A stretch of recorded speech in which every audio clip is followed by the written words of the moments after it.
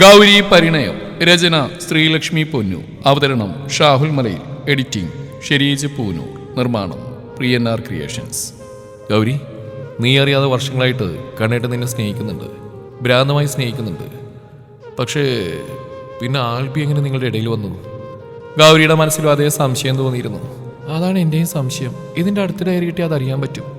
കണ്ണേട്ടിന് business സഹായിച്ച ആൽബിയുടെ അച്ഛനാണെന്ന് അമ്മ പറഞ്ഞിട്ടുണ്ട്. കണ്ണേട്ടൻ ആൽബിയുടെ വീട്ടിൽ വരുമ്പോഴാവും എന്നെ കണ്ടിട്ടുള്ളത്. വിഷ്ണു അവൾ പറഞ്ഞത് ശരിയെന്ന അർത്ഥത്തിൽ ഗൗരിയെ നോക്കി. അപ്പോൾ കണ്ണേട്ടൻ മനഃപൂർവ്വം നിന്നെ വിവാഹം കഴിച്ച് അന്ന് നടന്നൊക്കെ മുമ്പേ പ്ലാൻ ചെയ്തിട്ടുണ്ട്. അത് കേട്ടപ്പോൾ ഗൗരിക്ക് വീരഭദ്രനോട് ദേഷ്യം തോന്നി. പക്ഷേ കണ്ണുകൾ നിയന്ത്രണമില്ലാതെ നിറഞ്ഞൊഴുകി. നമ്മളിതൊക്കെ അറിഞ്ഞാൽ തൽക്കാലം കണ്ണേട്ടൻ അറിയണ്ട. എന്നെ പറ്റിച്ചല്ലേ? നിനക്കറിയില്ലേ വിശു, ഞാൻ ആ മനുഷ്യനെ സ്നേഹിക്കുന്നു. എന്നിട്ട് മനഃപൂർവ്വം മനസ്സിനെ നിയന്ത്രിച്ച് നിർത്തി അയാൾ ഏതോ ഒരു ദേവിയുടെ സ്വന്തമാണെന്ന് വിചാരിച്ചിട്ട്. ഇനിയിപ്പോൾ എനിക്കറിയില്ല വിശു, പക്ഷെ ഒരുപാട് സന്തോഷിക്കുന്നുണ്ട് ഞാൻ. ആ ചെകുത്താൻ്റെ ദേവി ഞാനാണെന്ന് അറിഞ്ഞപ്പോൾ. ഗൗരി ഒരു ഏങ്ങലോടെ വിഷ്ണുവിൻ്റെ നെഞ്ചിലേക്ക് ചാഞ്ഞ് അവൻ രണ്ട് കൈകളും കൊണ്ട് അവളെ ചേർത്ത് പിടിച്ചു.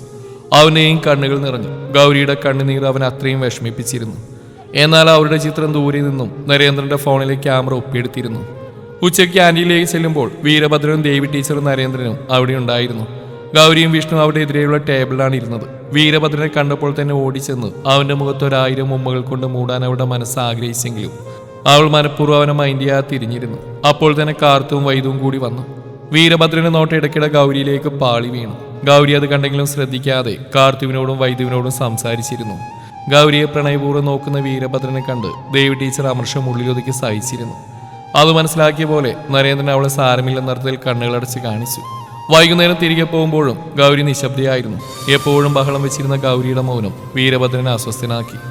റൂമിലെത്തി ഫ്രഷായി വീരഭദ്രൻ താഴേക്ക് ഇറങ്ങി. എന്തുപറ്റി പെണ്ണിന്? ഇനി ശ്രീയും ഞാൻ ഒരുമിച്ചിരുന്ന് കണ്ടിട്ടാണോ? അല്ലെങ്കിലും ശ്രീയുടെ പെരുമാറ്റം ഈടായിട്ട് കുറച്ച് ഓവറാവുന്നുണ്ട്. ഇനി പാർവതി തെറ്റിദ്ധരിച്ച് കാണും. എന്നാലും അവളോട് വഴക്കുണ്ടാക്കാതെ ഒരു സുഖം തോന്നുന്നില്ല. അവൻ സ്റ്റെപ്പ് ഇറങ്ങി വരുമ്പോൾ സരോജിനി അമ്മ ഗൗരിയുടെ കാലുകളിൽ എണ്ണയിട്ട് ഒഴിഞ്ഞു കൊടുക്കുന്നതാണ് കണ്ടത്. അവളുടെ കാലിന് പെട്ടെന്ന് എന്ത് പറ്റി? ഞാൻ കണ്ണനോട് പറയട്ടെ, നമുക്ക് ആശുപത്രിയിൽ പോവാം. സരോജിനി അമ്മ കയ്യിലെ എണ്ണ ഗൗരിയുടെ കാലിലേക്ക് പുരട്ടിക്കൊണ്ട് ചോദിച്ചു. അത്രയൊന്നുമില്ല അമ്മേ, ചെറിയൊരു വേദനയേ ഉള്ളൂ. അമ്മ തൊട്ടപ്പോൾ അതും മാറി. അമ്മയുടെ കവിളിൽ പിടിച്ച് കൊഞ്ചലോട് അവൾ പറയുന്ന കേട്ട് ചുണ്ടിലൂറിയ ചിരിയുമായി വീരഭദ്രൻ ഹാളിലെ സോഫയിൽ വന്നിരുന്നു. കാർത്തുവും വിഷ്ണുവും വൈദവും ഗൗരിയുടെ അടുത്തായി ഇരിക്കുന്നുണ്ടായിരുന്നു. ഗൗരി അവൻ വന്ന് കണ്ടെങ്കിലും അങ്ങോട്ടേക്ക് നോക്കിയതേയില്ല. എങ്ങനെ വേദനിക്കാതിരിക്കും? ഒരുപാട് ഓടിയതല്ലേ? വിഷ്ണു പറയുന്ന കേട്ട് എല്ലാവരും സംശയത്തോടെ അവനെ നേരെ നോക്കി. വീരഭദ്രൻ പുരികം ചുളിച്ച് സംശയത്തിൽ നോക്കുന്നുണ്ട്. വിഷ്ണു ഒന്ന് പതറി. അത് പിന്നെ ഗൗരി അല്ല, ടയറി. അവൻ അബദ്ധം പറ്റിയ പോലെ ഗൗരിയെ നോക്കി. അവളാണെങ്കിൽ ദേഷ്യത്തിൽ പല്ലും കടിച്ച് അവനെ നോക്കി ദഹിപ്പിക്കുകയാണ്. അത് പിന്നെ ഗൗരിക്ക് ഡയറി മിൽക്ക് വേണമെന്ന് പറഞ്ഞിട്ട് അത് വാങ്ങാൻ വേണ്ടി ഓടിയതാ. അവൾക്ക് ഈ ഡയറി മിൽക്ക് വലിയ ഇഷ്ടമാണ് അല്ലേ ഗൗരി? വിഷ്ണു എങ്ങനെയൊക്കെയോ പറഞ്ഞൊപ്പിച്ചു. അതിന് ഇങ്ങനെ ഓടണം? കണ്ടില്ലേ കാലൊക്കെ ചോന്നിരിക്കുന്നത്? അമ്മയത് പറഞ്ഞപ്പോൾ വീരഭദ്രൻ ചാടി എണീറ്റു. അവൻ ഗൗരിയുടെ അടുത്തേക്ക് വെപ്രാളത്തിൽ വന്നു. എവിടെ നോക്കട്ടെ, നിനക്ക് വേദനയുണ്ടോ? അവളുടെ കാലുകൾ പിടിച്ച് കുറച്ച് പൊക്കിക്കൊണ്ട് അവൻ പരിഭ്രമത്തിൽ ചോദിച്ചു. ഗൗരി ദേഷ്യത്തോടെ കാലുകൾ പുറകിലേക്ക് വലിച്ചു. എനിക്ക് കുഴപ്പമൊന്നുമില്ല, എൻ്റെ കാര്യം നോക്കാൻ താൻ വരണ്ട. അല്ലെങ്കിലും നിന്റെ കാര്യം നോക്കാൻ എനിക്ക് വലിയ താല്പര്യമില്ല. പിന്നെ എന്തിനാണോ താൻ്റെ കാല് പിടിക്കാൻ വന്ന്? നിന്റെ കാല് പിടിക്കാൻ നിന്റെ മറ്റവനെ പോയി വിളിക്കടി വാടയക്ഷി. അമ്മ പെട്ടെന്ന് എഴുന്നേറ്റ് വിഷ്ണുവിന്റെ അരികിലേക്ക് പോയി നിന്നു. അവർ 4 പേര് ഒരു സിനിമ കാണും പോലെ അവരുടെ വഴക്ക് ആസ്വദിച്ച് നിന്നു. വിളിക്കടോ, ആൽബി വരെ എന്നെ കൊണ്ടുപോകും, ഇടയിലേക്ക് താൻ വരാതിരുന്നാ മതി. വീരഭദ്രന്റെ മുഖം ദേഷ്യത്തിൽ വലിഞ്ഞു മുറുകി. മുഷ്ടിയുരുട്ടി പിടിച്ച് അവൻ ദേഷ്യം അടക്കാൻ ശ്രമിച്ചു. അവന്റെ കണ്ണുകൾ ചുവന്നു. നീ പോടി പോന്ന്. ഗൗരി ഒന്ന് വിളിച്ചുകൊണ്ട് അവൻ ഉറക്കെ അലറിക്കൊണ്ട് ചോദിച്ചു കേട്ടു. എല്ലാവരും നടുങ്ങി. കണ്ണ, എന്താ ഇത്? നീ കെട്ടിയ താലി ഉപയോഗിച്ചിട്ട് അവൾ എവിടെ പോവാനാ? അമ്മ അവനെ അനുനയിപ്പിക്കാൻ ശ്രമിച്ചു. വീരഭദ്രൻ ഗൗരിയെ ദേഷ്യത്തിൽ നോക്കിയിട്ട് പുറത്തേക്ക് ഇറങ്ങിപ്പോയി. വിഷ്ണുവും ഗൗരിയെ ദേഷ്യത്തിൽ നോക്കിയിട്ട് മുറിയിലേക്ക് കയറിപ്പോയി. മഹാദേവ, ദേഷ്യം വന്നിട്ടാ പോയത്. ആൽബിയുടെ പേര് പറഞ്ഞ് പ്രകോപിപ്പിച്ച് മനസ്സിലുള്ള പുറത്തു വരുന്നു വിചാരിച്ചിട്ടാ. പാവം, വിഷമായും തോന്നുന്നു. എന്നാൽ എനിക്കറിയണം കണ്ണേട്ടൻ്റെ വായിൽ നിന്ന് തന്നെ അറിയണം ദേവിയോടുള്ള അവളുടെ ദേവന്റെ പ്രണയം. അതോർത്തപ്പോൾ അവളുടെ ചുണ്ടിൽ പുഞ്ചിരി വിടർന്നു. 1 മണിക്കൂർ കഴിഞ്ഞാണ് വീരഭദ്രൻ തിരികെ വന്ന്. ആരെയും ശ്രദ്ധിക്കാതെ അവൻ മുകളിലേക്ക് കയറിപ്പോയി. രാത്രി എല്ലാവരും കൂടി ഹാളിൽ നിന്ന് TV കാണുകയായിരുന്നു. അമ്മ അടുക്കളയിൽ തിരക്കിലാണ്. വൈദ്യൊരു പ്ലേറ്റ് നിറയെ മാമ്പഴം കൊണ്ടുവച്ച് കഴിക്കുന്നുണ്ട്. വിഷ്ണു മാമ്പഴം തട്ടിപ്പറിച്ചെടുക്കാൻ നോക്കുന്നുണ്ട്. അവൻ ഇടയ്ക്കിടെ ഓരോ കഷ്ണങ്ങൾ അവിടെ കണ്ണുവെട്ടിച്ചെടുത്ത് കഴിക്കും. വൈദ്യു ഇതൊന്നും അറിയാതെ സിനിമയിൽ ലയിച്ചിരുന്നു. അവസാനത്തെ കഷ്ണം മാമ്പഴവും വിഷ്ണു അകത്താക്കി. വൈദ്യു TV നോക്കിക്കൊണ്ട് പാത്രത്തിൽ തപ്പിയതും വിഷ്ണു അതിലേക്ക് അവൻ്റെ ഫോൺ വെച്ച് കൊടുത്തു. വൈദ്യു ഫോണെടുത്ത് വായിലേക്ക് വെക്കാൻ തുടങ്ങിയതും ബോധം വന്ന പോലെ കയ്യിലേക്ക് നോക്കി. വിഷ്ണുവിന്റെ കള്ളച്ചിരി കണ്ടപ്പോൾ തന്നെ അവൾക്ക് മനസ്സിലായി അതവന്റെ പണിയാണെന്ന്. അവളുടെ മുഖം കൂർപ്പിച്ചുള്ള നോട്ടം കണ്ട് വിഷ്ണുപതിയെ സോഫയിൽ നിന്ന് എഴുന്നേറ്റ് പുറത്തേക്ക് ഓടി. മാമ്പഴക്കള. വൈദ്യു അടുത്തിരുന്ന ഫ്ലവർ വേസ് എടുത്ത് അവന്റെ പുറകെ ഓടി. അവനെ ഉന്നം വെച്ച് ഫ്ലവർ വേസ് ശക്തിയോടെ എറിഞ്ഞു. എന്നാൽ അകത്തേക്കാരി വന്ന വിപിയുടെ നെറ്റിൽ തന്നെ കറക്റ്റായി വന്നിടിച്ച് ഫ്ലവർ വേസ് താഴെ വീണ് പൊട്ടിച്ചേറി. അയ്യോ, ഉൽക്ക വന്നിടിച്ച്, എന്റെ തല പൊട്ടിയേ! വിപിൻ കരഞ്ഞുകൊണ്ട് നിലവിളിക്കുന്ന കേട്ട് എല്ലാവരും ഓടി വന്നു. അയ്യോ വിപിച്ചേട്ടൻ എന്തു പറ്റി? ഗൗരി വന്ന് അവനെ പിടിച്ചെഴുന്നേൽപ്പിച്ചു. വൈദ്യു കാർത്തുവിന്റെ പുറകിൽ മറഞ്ഞു നിന്നു. ഗൗരി, എന്റെ നെറ്റിയിൽ ഉൽക്ക വന്നിടിച്ചടി, ഉൽക്ക! എന്റെ വിപിച്ചേട്ടാ, അത് ഉൽക്കയല്ല, ഫ്ലവർ വേസാ. ഈ വൈദ്യു വിഷ്ണുവിന് എറിഞ്ഞ. കാർത്തുവനെ സമാധാനിപ്പിച്ചു. ആണോ? എന്നാ എന്നെ ആ സോഫയിലേക്കൊന്ന് ഇരുത്ത്, എന്നിട്ട് ഒരു ആംബുലൻസ് വിളിക്ക്. ഉൽക്ക വന്നിടിച്ചില്ലെങ്കിൽ എന്റെ നെറ്റിതേ കണ്ടില്ലേ, ഉൽക്ക പോലെ ആയി. വൈദ്യുവിനെ പല്ലടിച്ച് ദേഷ്യത്തിൽ നോക്കിക്കൊണ്ട് അവൻ പറഞ്ഞു. ഓ, അത്രയ്ക്കൊന്നുമില്ല, ഒരു ചെറിയ മുറിയും, അതിനെ കൊച്ചു പിള്ളേരെ പോലെ മോങ്ങുന്നു. വൈദ്യു പുച്ഛത്തോടെ പറയുന്നിട്ട് ഗൗരി അവളെ ദേഷ്യത്തിൽ നോക്കി. വിഷ്ണു, നിന്റെ അനിയത്തിയോടും മര്യാദക്കിരിക്കാൻ പറ, അല്ലെങ്കിൽ ഇവിടെ ഞാൻ കൊല്ലും. വൈദ്യു അവനെ മുഖം കൂർപ്പിച്ച് നോക്കി. വിഷ്ണു ഒന്നറിയാത്ത ഭാഗത്തിൽ വേറെ ഇങ്ങോട്ട് നോക്കിയെന്നു.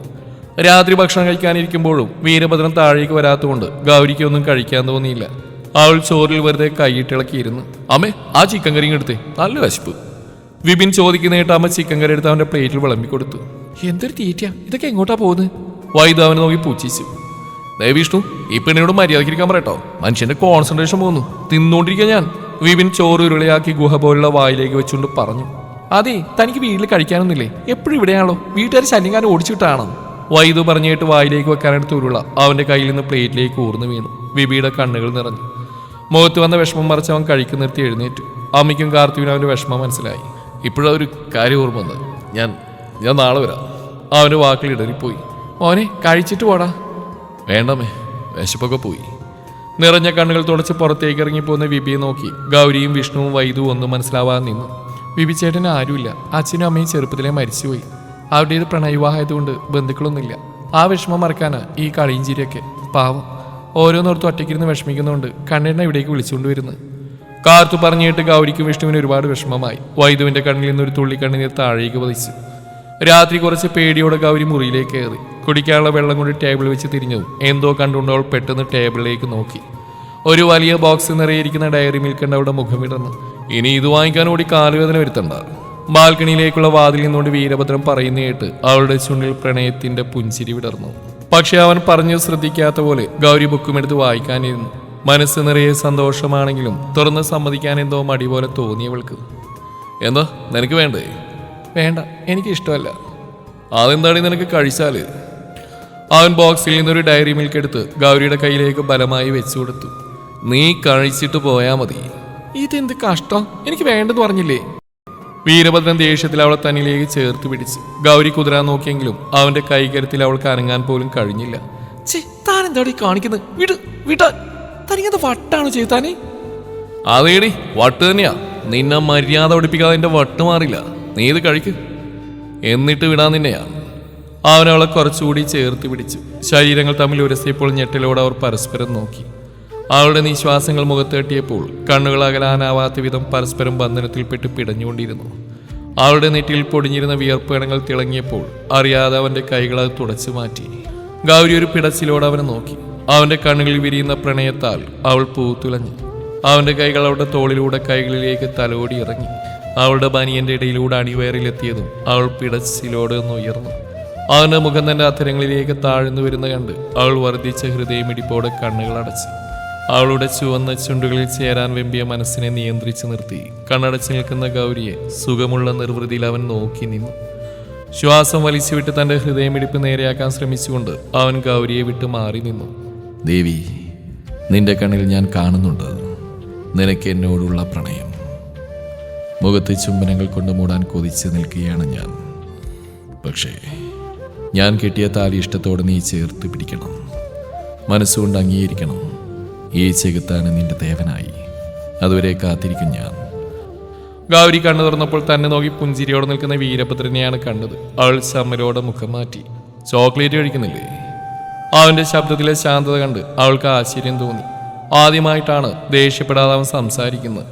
യാന്ത്രികമായി അവൾ ചോക്ലേറ്റ് കവർ പൊളിച്ച് അതിൽ നിന്ന് കുറച്ചെടുത്ത് വായിലേക്ക് ഇട്ടു. അത് കഴിച്ചുകൊണ്ട് കട്ടിലേക്ക് നടന്നു. അവൻ അവളെ തടഞ്ഞു.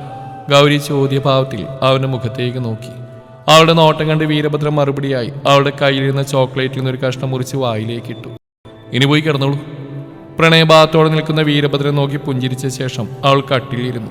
തുറന്നു പറഞ്ഞില്ലെങ്കിൽ അവർ പരസ്പരം മനസ്സിലാക്കിയിരുന്നു തങ്ങളുടെ പ്രണയത്തിന്റെ ആഴം. കിടക്കാനൊരുങ്ങിയപ്പോഴാണ് ഗൗരി വിപിനെ കുറിച്ച് ഓർത്ത്. കണ്ണേട്ടാ, വീരഭദ്രൻ ഞെട്ടിത്തിരിഞ്ഞ് അവളെ നോക്കി. നീ എന്താ വിളിച്ച്? അത് കണ്ണേട്ടാന്ന്. ഇഷ്ടപ്പെട്ടില്ല ഇനി വിളിക്കില്ല, ചീത്ത പറയരുത്. സന്തോഷം മനസ്സിനെ കീഴടക്കിയെങ്കിലും വീരഭദ്രൻ മുഖത്ത് ഗൗരവം വരുത്തി അവളെ മുഖം കൂർപ്പിച്ച് നോക്കി. വിളിച്ചോ, എന്താ കാര്യം? അത് വിപിച്ചേട്ടൻ വീട്ടിലേക്ക് പോയി, ആകെ വിഷമിച്ചാ പോയത്. വീരഭദ്രൻ പരിഭ്രമത്തിൽ അവളുടെ അടുത്തേക്ക് വന്നു. എന്തുപറ്റി? അവനിന്ന് ഇവിടെ നിൽക്കാനല്ലേ വന്ന്? ഭക്ഷണം കഴിക്കാൻ താഴേക്ക് വന്നാണല്ലോ. ഗൗരി നേരത്തെ നടന്ന സംഭവങ്ങളൊക്കെ വീരഭദ്രനോട് പറഞ്ഞു. അവൻ വേദനയോടെയാണ് അതൊക്കെ കേട്ടത്. എന്തൊരു പണിയാണ് വൈദ്യു കാണിച്ചത്. അവനൊരു പാവാണ് പാർവതി. ഇന്ന് അവൻ്റെ അച്ഛൻ്റെ അമ്മയുടെ ആണ്ടായിരുന്നു. കോളേജിൽ പോലും വരാതെ വീട്ടിൽ നിന്ന് അവനെ ഞാനാ വിളിച്ചു വരുത്തിയത്. ഇവിടെ വരുമ്പോൾ വഴക്കിട്ടെങ്കിലും അവൻ്റെ മനസ്സൊന്ന് നേരെയാന്ന് വിചാരിച്ചിട്ട് കഷ്ടമായിപ്പോയി. അവൻ എന്തോർത്ത പോലെ പെട്ടെന്ന് കബോർഡ് തുറന്ന് ഒരു ഷർട്ട് എടുത്ത് ബനിയൻ മാറ്റി ഷർട്ട് ഇട്ടു. കാറിൻ്റെ കീയും എടുത്ത് ഗൗരിയെ നോക്കി. നീ വാതിലടച്ച് കിടന്നു, ഞാൻ ചിലപ്പോൾ വിപിൻ്റെ വീട്ടിൽ കിടക്കും. ഗൗരവത്തോടെ പറഞ്ഞുകൊണ്ട് അവൻ പുറത്തേക്ക് പോയി. ഗൗരി ഒരു നെടുവീർപ്പോടെ അവൻ പോകുന്നത് നോക്കി നിന്നു. വീരഭദ്രൻ കാറിൽ നിന്നിറങ്ങി ചുറ്റുമൊന്ന് വീക്ഷിച്ചുകൊണ്ട് വീടിൻ്റെ അകത്തേക്ക് നടന്നു. വലിയ ഇരുനില വീടായിരുന്നു. പുറത്ത് മാത്രമേ ലൈറ്റ് ഇട്ടിരുന്നുള്ളൂ, അകത്തെല്ലാം ഇരുട്ടായിരുന്നു. വീരഭദ്രൻ ഹാളിലെ ലൈറ്റ് ഇട്ടു. അകത്തുനിന്ന് അവനെ കാണാതെ വന്നപ്പോൾ വീരഭദ്രൻ പരിഭ്രമിച്ചു. വിബി, വിബി, എവിടെയാ നീ? പുറത്ത് കാറ് കിടപ്പുണ്ടല്ലോ, എന്നിട്ട് ആളെവിടെ പോയി? അവൻ ആലോചിച്ചുകൊണ്ട് വീട് മുഴുവൻ വിബിയെ തിരക്കി നടന്നു. വിബിയുടെ അച്ഛനെയും അമ്മയും അടക്കം ചെയ്തിരിക്കുന്ന സ്ഥലം ഓർമ്മ വന്നപ്പോൾ അവൻ പെട്ടെന്ന് അങ്ങോട്ടേക്ക് പോയി. അവരെ അടക്കം ചെയ്തിരിക്കുന്നതിനിടയിലായി കിടക്കുന്ന വിബിയെ കണ്ടപ്പോൾ വീരഭദ്രന്റെ മനസ്സ് വിടഞ്ഞു. വിബി, എന്താടാ ഇത്? നീ എന്തിനാ ഇവിടെ കിടക്കുന്നത്? വീരഭദ്രന്റെ ശബ്ദം കേട്ട് വിപിൻ പ്രയാസപ്പെട്ട് തല ഉയർത്തി നോക്കി. അവന്റെ കണ്ണുകൾ കരഞ്ഞു ചുവന്നിരുന്നു.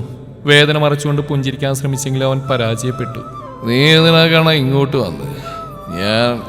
അവന്റെ വാക്കുകൾ കുഴഞ്ഞുപോയി. നീ കുടിച്ചോ വിബി? നീ എന്നോട് പറയാ പോകുന്ന എന്താ? വന്നേ, ആദ്യേക്ക് പോവാ. വീരഭദ്രൻ കപടദേഷ്യത്തിൽ അവനെ വലിച്ചെഴുന്നേൽപ്പിച്ചു. ഞാനത് അച്ഛൻ്റെ അമ്മയുടെ ഇടയിൽ കിടന്നാടാ. എന്നാ അവിടെ വിവാഹവാർഷികമായിരുന്നു. അത് വിവാഹവാർഷിക ആഘോഷിക്കാൻ പോയപ്പോഴല്ലേ ആക്സിഡൻറ്റിൽ അവരങ്ങ് പോയത്. എന്നെ മാത്രം ഒറ്റക്കാക്കി. ഒരു സഹോദരിയെ പോലും തന്നില്ലല്ലോടാ അവരെനിക്ക്. അല്ലെങ്കിൽ നീ ഉണ്ടല്ലോ എനിക്ക് സഹോദരനായിട്ട്. എന്നെ കാർത്തുണ്ടല്ലോടാ സഹോദരിയായിട്ട്. അത് മതി, എനിക്കത് മതി. വീരഭദ്രൻ അവനെയും പിടിച്ചുകൊണ്ട് അകത്തേക്ക് നടന്നു. അവൻ ഭ്രാന്തിനെ പോലെ എന്തൊക്കെയോ വിളിച്ചു പറഞ്ഞുകൊണ്ടിരുന്നു. വീരഭദ്രൻ അവൻ്റെ അവസ്ഥയോർത്ത് സങ്കടം തോന്നി. വിബിയെ കട്ടിലേക്ക് കിടത്തി പുതച്ചു കൊടുത്തിട്ട് വീരഭദ്രൻ അവൻ്റെ അടുത്തായി കിടന്നു. എനിക്ക് ആരും ഇല്ലാത്തതുകൊണ്ടല്ലേടാ എല്ലാ പെണ്ണുകളും എന്നെ തേച്ചിട്ട് പോകുന്നത്. കണ്ണടച്ച് കിടന്നുകൊണ്ട് അവൻ പറയുന്ന കേട്ട് വീരഭദ്രൻ സഹതാപത്തോടെ അവനെ നോക്കി. സാറിലെ വിബി, ആർക്കും നിന്നെ നേടാനുള്ള ഭാഗ്യമില്ല. നീ വിഷമിക്കാതെ കിടന്നുറങ്ങുക. വിപിൻ്റെ അനക്കമൊന്നും കേൾക്കാത്തതുകൊണ്ട് വീരഭദ്രൻ തലവുക്കി നോക്കി. വിപിൻ ഉറങ്ങിയിരുന്നു. പതിവ് പോലെ എല്ലാവരും ഒരുമിച്ചാണ് കോളേജിൽ പോയത്. കാറിൽ നിന്നിറങ്ങുമ്പോൾ തന്നെ വിബി അവിടെ അടുത്തേക്ക് വന്നിരുന്നു. കാർത്തും വൈദ്യും ക്ലാസ്സിലേക്ക് പോയിക്കോളൂ. വീരഭദ്രൻ പറയുന്ന കേട്ട് വൈദ്യു വിപിയുടെ മുഖത്തേക്ക് വേദനയോടെ നോക്കി. അവൻ പക്ഷെ വേറെ എങ്ങോട്ടോ നോക്കി നിൽക്കുകയായിരുന്നു. വൈദ്യു വിഷമത്തോടെ തിരിഞ്ഞ് ക്ലാസ്സിലേക്ക് പോയി. വിപി ചേട്ടാ, സോറി, വൈദ്യു അറിയാതെ പറഞ്ഞ. വിഷ്ണു കുറ്റബോധത്തോടെ തലകുനിച്ചുകൊണ്ട് പറഞ്ഞു. സാറിൽ വിഷ്ണു, ആകെ കഴിഞ്ഞ കാര്യങ്ങളല്ലേ, എനിക്ക് വിഷമമൊന്നുമില്ല. വിപി വേദന പുഞ്ചിരി അവനെ സമ്മാനിച്ചു. വിപി ചേട്ടൻ വൈകുന്നേരം വീട്ടിലേക്ക് വരണം, പിണങ്ങി വരാതിരിക്കരുത്. ഗൗരി അവൻ്റെ കയ്യിൽ പിടിച്ച അപേക്ഷ പോലെ പറഞ്ഞു. വരാൻ ഗൗരി, എനിക്ക് പിണക്കൊന്നുമില്ല. ക്ലാസ് തുടങ്ങാൻ സമയമായി, നിങ്ങൾ പോയിക്കോ. ശരി, ഇനി വൈകുന്നേരം കാണാം. വിഷ്ണുവും ഗൗരിയും ക്ലാസ്സിലേക്ക് നടന്നു. പ്രിൻസിപ്പളുടെ റൂമിന് പുറത്ത് കുട്ടികൾ കൂടി നിൽക്കുന്ന കണ്ട് വിഷ്ണുവും ഗൗരിയും കാര്യമറിയാനായി അങ്ങോട്ടേക്ക് പോയി. ആഹാ, വന്നല്ലോ പ്രണയ ജോഡികൾ. വീട്ടിൽ വെച്ച് ഒരു അഴിഞ്ഞാട്ടം. അതിനൊരാൾ മാത്രമല്ലല്ലോ, വീരഭദ്രൻ സാറും വിപിൻ സാറൊക്കെ ഇവിടെ ആരാധകരാ. അവർ പറയുന്ന കേട്ടെങ്കിലും വിഷ്ണുവിനും ഗൗരിക്കൊന്നും മനസ്സിലായില്ല. കുട്ടികൾ പരസ്പരം എന്തൊക്കെയോ പറഞ്ഞുകൊണ്ട് അവരെ കളിയാകിച്ചിരിക്കുന്നുണ്ട്. ഗൗരി മുഖം ചുളിച്ച് വിഷ്ണുവിനെ നോക്കി. അതെ, ഇത് കോളേജാ, നിങ്ങളുടെ ബെഡ്റൂമല്ല.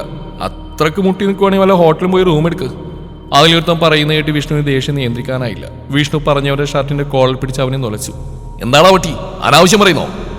അനാവശ്യം നിങ്ങൾ കാണിക്കുന്നതിൽ കുഴപ്പമില്ല അറിയടാ. വിഷ്ണുവിനെ പിടിച്ച് പുറകിലേക്ക് തള്ളിക്കൊണ്ട് അവൻ അലറിക്കൊണ്ട് പറഞ്ഞു. ഗൗരി അപ്പോഴാണ് ഭിത്തിയിൽ ഒട്ടിച്ചിരിക്കുന്ന ഫോട്ടോകൾ ശ്രദ്ധിച്ച്. വിഷ്ണുവും ഗൗരിയും കെട്ടിപ്പിടിച്ച് കോളേജിൽ കൊണ്ട് നിൽക്കുന്ന കുറച്ച് ഫോട്ടോസ്. അത് കണ്ടപ്പോൾ തന്നെ ഗൗരിയുടെ ശരീരം വിറച്ചുപോയി. അവളുടെ കണ്ണുകൾ നിയന്ത്രണമില്ലാതെ നിറഞ്ഞൊഴുകി. വിഷ്ണുവും തരിച്ചു നിൽക്കുകയായിരുന്നു. നാണം കെട്ടവള് നിൽക്കുന്നുണ്ടില്ലേ? കുട്ടികൾ പിറുവിറുത്തോണ്ട് പറയുന്ന കേട്ട് ഗൗരി തളർന്നു വീഴാതെ വിഷ്ണുവിന്റെ കയ്യിലേക്ക് പിടിച്ചു. വീരഭദ്രനും വിപിനും എവിടെ നിന്നോ അവരുടെ അടുത്തേക്ക് ഓടി വന്നു. ഭിത്തിയിൽ ഒട്ടിച്ചിരിക്കുന്ന ചിത്രങ്ങൾ കണ്ട് വീരഭദ്രന്റെ മുഖം വലിഞ്ഞു മുറുകി. അവന്റെ മുഖത്തെ ദേഷ്യം കണ്ട് പിള്ളേരൊക്കെ മിണ്ടാ നിന്നു. എന്ത് കാണാൻ എല്ലാവരും കൂണിക്കുന്നു? ക്ലാസ്സിൽ പോലെല്ലാവരും. വിപിൻ അവിടുന്ന് കുട്ടികളെ ക്ലാസ്സിലേക്ക് ഓടിച്ചു. വിഷ്ണു, ഗൗരിയെ വിളിച്ചുകൊണ്ട് ക്ലാസ്സിലേക്ക് പോ. ഇതിൻ്റെ കാര്യം ഞങ്ങൾ നോക്കിക്കോളാം. വിപിൻ പറയുന്നതായിട്ട് വിഷ്ണു ഗൗരിയെ നോക്കി. അനക്കമില്ലാത്ത പോലെ ഞെട്ടിൽക്കുന്ന അവളെ കണ്ടപ്പോൾ അവന്റെ മനസ്സ് വിടഞ്ഞു. വീരഭദ്രൻ അവരുടെ മുഖത്തേക്ക് നോക്കാതെ ഫോട്ടോയിലേക്ക് തന്നെ നോക്കി നിൽക്കുകയാണ്. ഗൗരി വാ. ഗൗരി കണ്ണീരോട് അവന്റെ മുഖത്തേക്ക് നോക്കി. മുഖത്ത് പോലും നോക്കാൻ നിൽക്കുന്ന വീരഭദ്രനെ കണ്ട് അവൾക്ക് വേദന തോന്നി. വിഷ്ണുവിന്റെ കൈയും പിടിച്ച് അവൾ തളർച്ചയോടെ ക്ലാസ്സിലേക്ക് നടന്നു. ദൂരെ നിന്ന് ഇതൊക്കെ കണ്ട് നരേന്ദ്രനും ദേവി ടീച്ചറും പരസ്പരം നോക്കി വിജയ് ഭാവത്തിൽ ചിരിച്ചുകൊണ്ട് കൈ കൊടുത്തു. വൈകുന്നേരം സ്റ്റാഫ് റൂമിൽ നിന്നിറങ്ങിയ വീരഭദ്രൻ മുന്നിൽ നിൽക്കുന്ന വിഷ്ണുവിനെ കണ്ട് മുഖം ചുളിച്ചു. വിഷ്ണു എന്താ ഇവിടെ നിൽക്കുന്നു? വീട് വരുന്നില്ലേ? കണ്ണേട്ടാ, ആ ഫോട്ടോകള്. വിഷ്ണു പറയാൻ വന്ന് വീരഭദ്രൻ കൈയെടുത്ത് അടഞ്ഞു. വിഷ്ണു, നിങ്ങൾ തമ്മിലുള്ള ബന്ധത്തിന്റെ തീവ്രതയെ ആഴവും എനിക്ക് നന്നായിട്ട് അറിയാം. അതിലെനിക്ക് സംശയമില്ല. പക്ഷെ ഇത് ചെയ്തതാരായാലും അവരെ ഞാൻ വെറുതെ വിടില്ല. എൻ്റെ ഭാര്യയെ വേദനിപ്പിച്ചുള്ള ശിക്ഷ കൊടുത്തില്ലെങ്കിൽ ഞാനിത് ഭർത്താവ് പാടും. താൻ വിഷമിക്കാതെ പാടും. വിഷ്ണുവിന്റെ തോളിലൂടെ കൈയിട്ടുകൊണ്ട് വീരഭദ്രൻ പുറത്തേക്ക് നടന്നു. കാറിൽ പോകുമ്പോഴും വീരഭദ്രൻ ഗൗരിയുടെ മുഖത്തേക്ക് നോക്കിയില്ല. അവന്റെ കണ്ണുകൾ ഒരിക്കൽ പോലും തന്നെ തേടി വരാത്തതിൽ അവൾക്ക് നിരാശ തോന്നി. ഗൗരി പുറത്തേക്ക് നോക്കിയിരുന്നു. കണ്ണുകൾ നിറഞ്ഞൊഴുകി. വീടിനടുത്തേക്കുള്ള റോഡിലേക്ക് കാറെത്തിയതും ഒരു ബ്ലാക്ക് ഓടി കാർ അവരുടെ കാറിന് കുറുകെ വന്നു നിന്നു. വീരഭദ്രൻ പെട്ടെന്ന് ബ്രേക്കിട്ട് ദേഷ്യത്തോടെ ആ കാറിലേക്ക് നോക്കി. അതിൽ നിന്ന് ഡോർ തുറന്ന് ഒരു സുന്ദരനായ ചെറുപ്പക്കാരൻ അവരുടെ കാറിനടുത്തേക്ക് വന്നു. വീരഭദ്രൻ ഗ്ലാസ് കാഴ്ത്തി മനസ്സിലാവാൻ നോക്കുന്നുണ്ട്. അയാൾ പുഞ്ചിരിച്ചുകൊണ്ട് കൈനീട്ടി. സിദ്ധാർത്ഥ്. തുടരും ഈ കഥയുടെ ബാക്കി ഭാഗം നാളെ ഇതേ സമയം.